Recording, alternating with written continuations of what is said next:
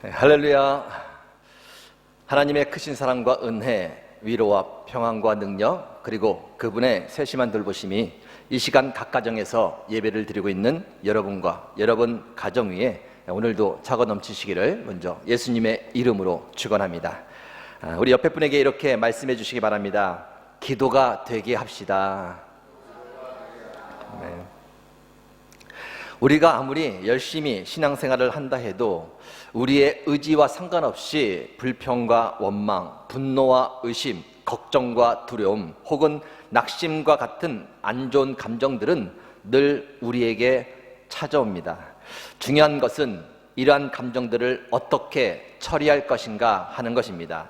만약 마음에 담아둔다면 심령이 상하게 될 것입니다. 혹 다른 사람들에게 쏟아놓는다면 서로가 힘들어지고 또 다른 문제가 발생할 것입니다. 더 큰 문제는 그 감정은 그대로 남아서 하나님 앞에 책망의 조건이 될 것입니다. 그렇다면 어떻게 해야 하는가?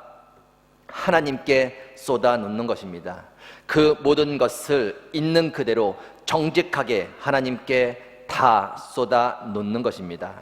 하나님께 쏟아놓는 순간 그 모든 안 좋은 감정들은 기도가 되는 겁니다. 모양은 같을지 모르지만 전혀 다른 것이 된다는 거예요. 하나님께 쏟아놓는 솔직한 감정들을 하나님은 나무라시거나 절대 외면하지 않으십니다. 오히려 그것을 정직한 기도라고 여겨주십니다. 있는 그대로 다 받아주신다는 것이죠. 하나님은 완벽한 기도보다 정직한 기도를 원하십니다. 우리의 정직한 기도 가운데 우리를 위로하시고 또 깨닫게 하시고 또 소망과 사명을 주시면서 우리를 친히 이끌어 주십니다. 우리의 안 좋은 감정들을 충분히 다루어 주실 수 있다라는 것이죠. 그 어떤 안 좋은 감정들이 있다 할지라도 절대 마음에 담아두거나 다른 것에 쏟지 마시고 오직 하나님께 있는 그대로 정직하게 다 쏟아 놓으시기 바랍니다. 그 정직한 기도 가운데 주시는 하나님의 위로와 깨달음과 또 소망과 사명을 가지고 오늘도 힘있게 하나님의 영광을 위하여 살아가는 모든 미랄 가정 여러분이 되시기를 다시 한번 주님의 이름으로 축원합니다. 우리 이번에 다시 한번 또 말씀해 주시기 바랍니다. 정직하게 기도합시다. 아멘. 여기까지 지난주 말씀의 요약이었고요. 자, 이번 주 말씀의 제목은 장치가 필요합니다 입니다. 장치가 필요합니다. 무슨 장치가 필요할까요? 신앙의 장치가 필요합니다. 신앙의 장치란 우리의 신앙을 잘 관리하고 유지하도록 도와주는 장치들을 말합니다. 무엇이 있을까요? 예배를 드리기, 시간을 정해놓고 말씀을 읽기, 기도 시간을 정하여 기도하기, 찬양을 듣기, 신앙 서적을 읽기, 믿음의 사람들과 만나 교제하며 은혜를 나누기, 이와 같은 것들이 우리의 신앙을 관리하고 유지하는 데 도움을 주는 장치들인 것이죠. 왜 이러한 장치들이 필요한가? 우리의 습성 때문입니다. 우리의 습성은 우리가 잘 알고 있잖아요. 받은 은혜 쉽게 잊어버리고 뜨거웠던 하나님을 향한 열정은 식어지고 돌아서면 또 현실의 문제 때문에 힘들어하고 바쁘면 바빠서 하나님께 시간을 드리지 못하고 시간이 많으면 많아서 하나님을 찾는데 게을러지고 이와 같은 우리의 습성 때문에 우리에게는 반드시 장치들이 필요한 겁니다. 때로는 이러한 장치들이 별거 아닌 것처럼 보이고 이러한 장치들이 없어도 충분히 나의 신앙을 잘 유지해 갈 수 있을 것이라 생각하지만 절대 그렇지 않습니다. 우리의 습성이 우리의 신앙이 유지되도록 그냥 놓아두지 않는다는 것이죠. 하나님은 그 누구보다 우리의 습성을 잘 알고 계십니다. 성경에 보면 이스라엘 백성들을 향해서 그들의 습성을 아시고 미리 조심하라고, 어떤 것을 경계하라고, 그리고 환경이 바뀌고 상황이 바뀌면 그들이 어떻게 변할지 알고 계시기 때문에 미리 당부를 하셨습니다. 그리고 여러 가지 신앙의 장치들을 세워 놓으셨습니다. 그 중에 가장 대표적인 것이 안식일이죠. 안식일에는 아무 일도 하지 못하게 하셨습니다. 아무리 바쁘고 해야 할 일이 많아도 안식일이 되면 그 모든 것을 다 내려놓고 멈추라는 것입니다. 왜요? 그 날에 오직 하나님께만 집중을 하라는 것이죠. 출애굽 전 안식일은 세상을 창조하신 그 하나님께 집중을 하고, 그리고 출애굽 후의 안식일은 그들을 애굽에서 구원해 주신 그 하나님을 온전히 집중하며 나아가라는 것입니다. 그래서 안식일을 정해 주신 거예요. 혹 바쁜 일상 속에서 하나님을 놓치고 살았다면 안식일을 통해서 다시금 온전히 하나님께만 집중할 수 있도록 장치를 해 놓으셨다는 것입니다. 또 다른 중요한 장치는 절기들입니다. 절기 중 가장 대표적인 절기 세 가지, 유월절, 칠칠절, 초막절. 유월절은 하나님께서 애굽에 나오게 하실 때에 마지막 재앙인 장자의 죽음 가운데 그들의 문 앞에 어린 양을 발라서 죽음을 명쾌해 주신 그 사건을 기념하게 하는 절기입니다.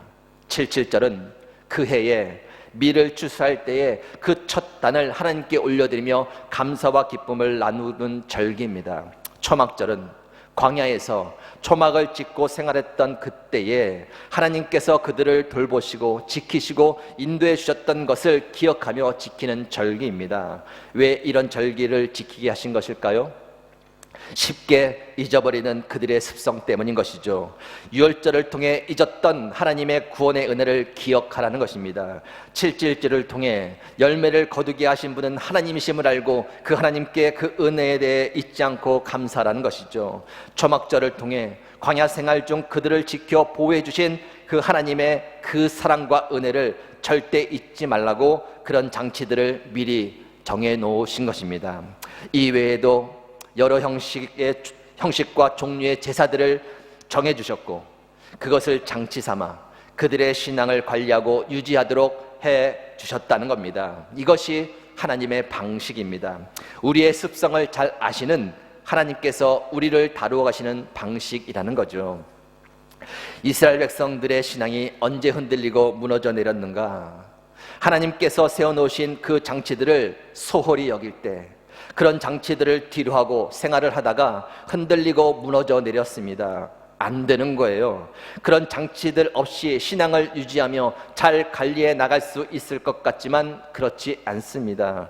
게을러지고 나태해지고 다른 일에 바빠지고 타협하게 되고 두려워하게 되고 낙심하게 되고 하나님이 아닌 다른 것에 마음을 빼앗기면서 온갖 죄악에 빠지는 일들이 그들에게 벌어졌다는 것입니다. 옆에 분에게 한번 말씀해 주시기 바랍니다. 장치가 필요합니다. 네, 반드시 장치가 필요합니다. 때로는 그런 장치들이 별거 아닌 것처럼 보이고 또 때로는 번거롭고 귀찮게 여겨질 때도 있지만 그 장치들은 우리의 신앙을 유지하고 또 우리를 살리는 생명의 장치가 된다는 것을 꼭 기억하시기 바랍니다. 오늘 본문 말씀은 구약시대 때 하나님께서 특별히 왕을 위해 세워놓으신 장치 중 하나를 소개하고 있습니다. 신명기 17장 18절에서 20절 제가 다시 한번 읽습니다. 그가 왕위에 오르거든 이 율법서의 등사본을, 성경 말씀을 말하는 것이죠, 레위 사람 제사장 앞에서 책에 기록하여 평생에 자기 옆에 두고 읽어 그의 하나님 여호와 경외하기를 배우며 이 율법의 모든 말과 이 규례를 지켜 행할 것이라. 그리하면 그의 마음이 그의 형제 위에 교만하지 아니하고 이 명령에서 떠나 좌로나 우로나 치우치지 아니하리니 이스라엘 중에서 그와 그의 자손이 왕위에 있는 날이 장구하리라.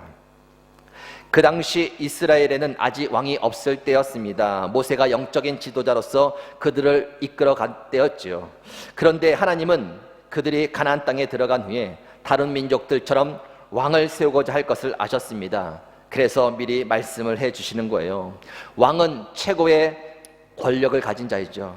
왕은 원하는 것을 마음대로 할 수 있었습니다. 왕의 역할은 그 권력을 가지고 자신의 뜻을 이루는 것이 아니라 하나님의 통치를 받으며 백성들을 하나님의 뜻대로 잘 다스려가는 것이 그들의 역할이었습니다. 그런데 하나님은 아신 것이죠. 누구든 왕위에 오르면 마음이 교만해진다는 것을 아시는 겁니다. 최고의 권력을 가지게 되는데 교만해지지 않을 사람이 누가 있겠습니까? 자신이 하고 싶은 것을 마음대로 다 할 수 있는데, 자신의 말 한마디면 모든 사람들이 다 그대로 움직이는데 어찌 교만해지지 않을 수 있겠습니까? 인간의 습성인 것이죠. 하나님을 잊어버리고 죄를 짓게 되는 그 일들이 왕에게는 너무나 쉽게 그리고 너무나 많이 일어날 수 있다라는 것입니다. 그래서 하나님은 그에 대한 장치를 두십니다. 왕위에 오른 자들은 반드시 하나님의 말씀을 옆에 두어야 한다. 그 말씀을 통해 하나님을 경외하는 법을 배워야 하고 그 말씀을 지키며 하나님의 뜻대로 백성들을 잘 다스려야 한다. 그렇지 않으면 교만해질 것이다. 방향을 잃고 좌로나 우로 치우쳐 죄를 짓게 될 것이다. 그러니 왕은 평생토록 말씀을 옆에 두고 읽어야 한다. 이렇게 장치를 해 두신 것입니다. 열왕기상하, 역대상하, 왕들의 이야기를 읽어보면 이 장치를 소중히 여기고 그 장치를 통해 신앙을 잘 관리하고 유지했던 왕들은 하나님의 뜻대로 나라를 잘 다스렸던 것을 볼 수 있습니다. 자신도 살고 백성들도 살게 한 것이죠.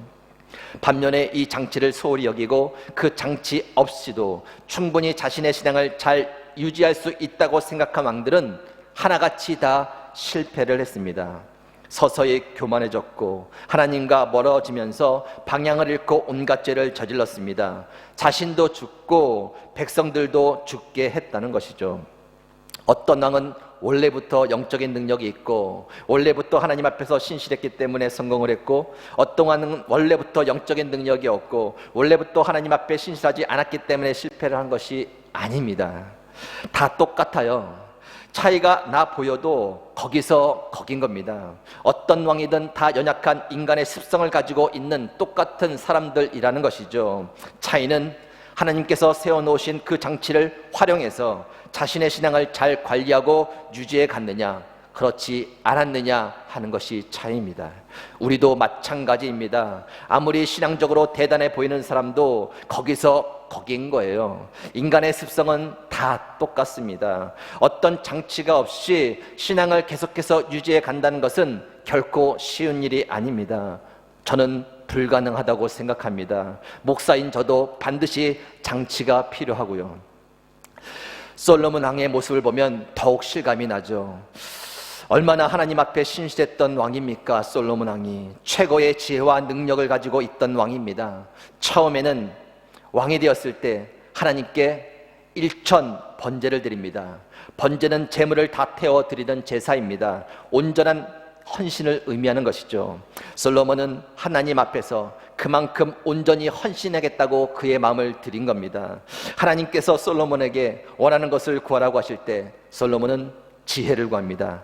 하나님의 백성 중에 혹 억울한 사람이 없도록 바르게 재판할 수 있도록 지혜를 달라고 그것을 구합니다. 하나님께서 거하실 성전도 온 마음을 다해 정성껏 짓게 했습니다. 아무런 욕심 없이 늘 겸손하게 하나님을 뜨겁게 사랑하며 하나님의 뜻대로 하나님의 백성들을 잘 다스려 갔던 왕이 바로 솔로몬 왕이었습니다. 그런데 그의 인생 말년의 모습을 보면 참으로 믿기지 않을 정도입니다. 거룩하신 하나님의 성전에 온갖 우상들을 만들어 세워놓습니다. 하나님에 대한 사랑과 열정은 다 식어져 볼 수 없고 하나님께서 그에게 나타나 말씀을 하셔도 전혀 듣지를 않습니다. 성경에는 솔로몬이 마음을 돌려 하나님을 떠났다라고 그렇게 말씀합니다. 어찌 된 일일까요? 무엇이 솔로몬을 그렇게 만들었을까요? 우상을 섬기도록 유혹을 한 이방인에서 데려온 그의 아내들 때문인가요? 그가 쌓아 올린 많은 재물들과 업적 때문인가요? 마음대로 할 수 있는 왕의 권세와 능력 때문인가요? 물론 그런 것들이 솔로몬을 흔들어 놓을 수 있는 요소가 될 수 있습니다. 그러나 근본적인 원인은 그것이 아니죠. 그를 위해 세워놓으신 하나님의 장치를 소홀히 여겼다는 것입니다. 그 장치가 무엇인가요? 왕위에 오르면 평생토록 하나님의 말씀을 옆에 두고 읽는 것이었습니다. 평생토록.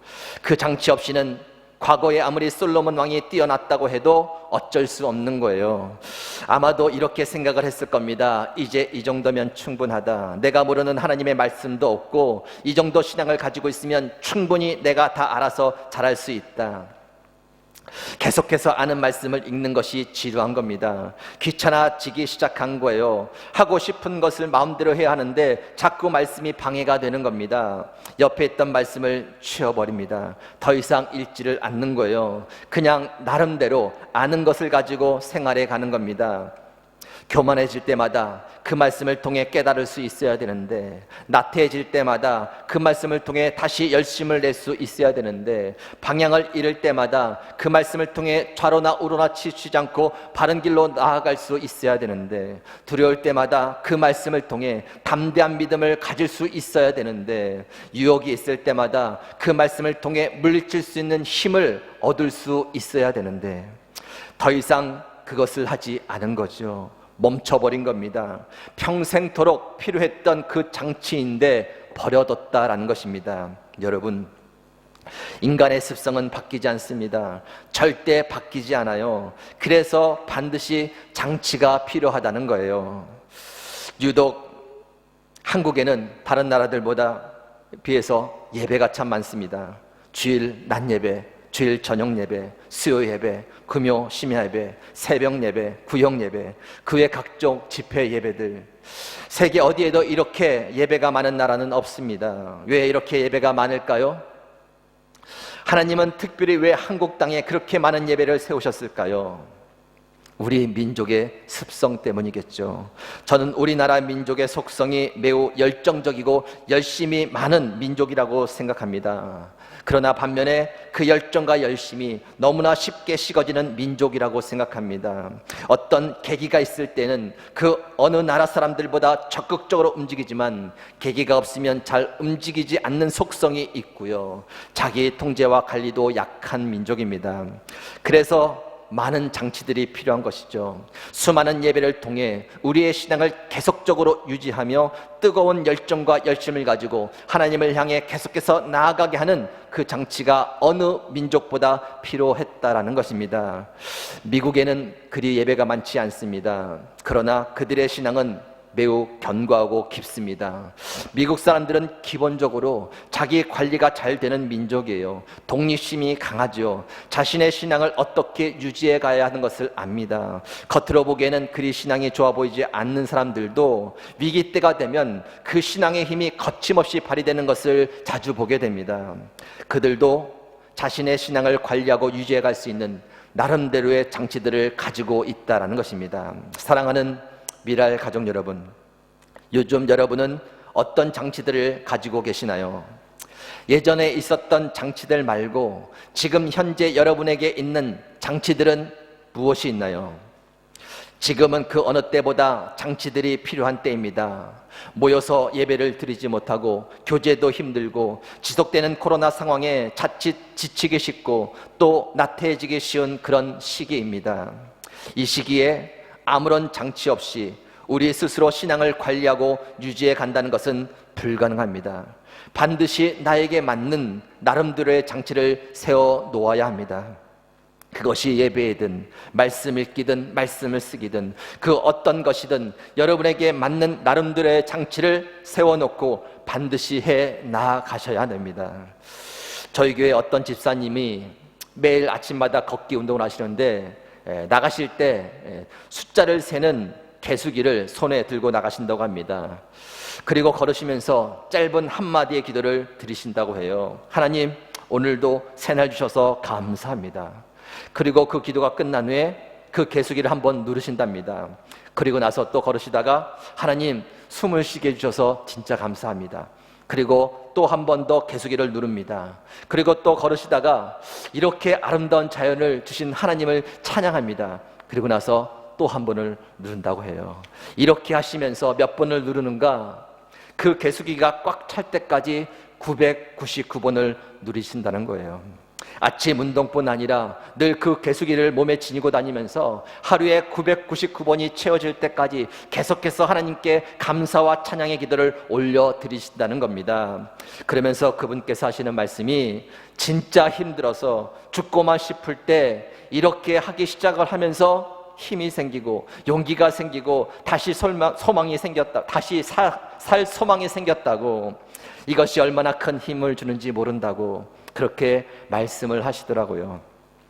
그것이 그분께 장치가 된 것이죠. 그분을 일으키고 그분의 신앙을 유지할 수 있도록 도와준 장치가 되었다라는 것입니다. 우리 옆에 분에게 서로 이렇게 말씀해 주시기 바랍니다. 장치가 필요합니다. 이미도 어떤 장치들을 가지고 열심히 신앙을 유지해 가시는 분들이 계실 겁니다. 잘하고 계신 거예요. 힘들어도 계속 해 나가시기 바랍니다. 그리고 그것을 소중히 여기세요. 여러분의 생명을 살리는 생명의 장치가 되기 때문입니다.